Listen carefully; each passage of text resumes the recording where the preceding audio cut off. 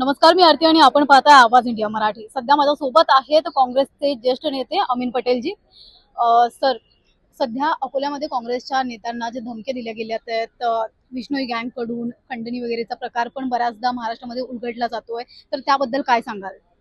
साजिद पठाणला धमकी आली त्यांच्याबरोबर आमचा जे नेता आहे विजय वडेट्टीवार त्यांना हाऊसमध्ये आज हे प्रश्न मांडलेले आहेत। स्पीकर महोदयाने आश्वासन दिलेलं आहे, सरकारने आश्वासन दिलेलं आहे की ते त्यांच्या जे कंप्लेंट आहे त्याच्यावर ते कारवाई करेल।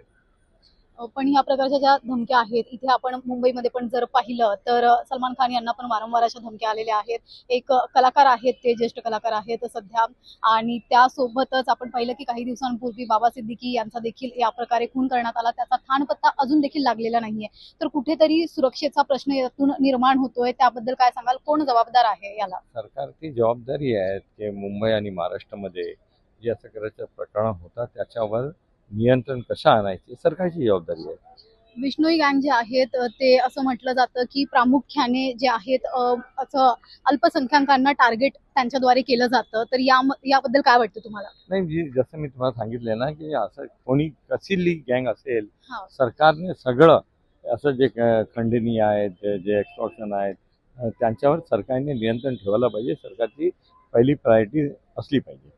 धन्यवाद। व्हिडिओ जर्नलिस्ट दत्ता प्रसाद सह मी आरती, आवाज इंडिया मराठी, शोध सत्याचा।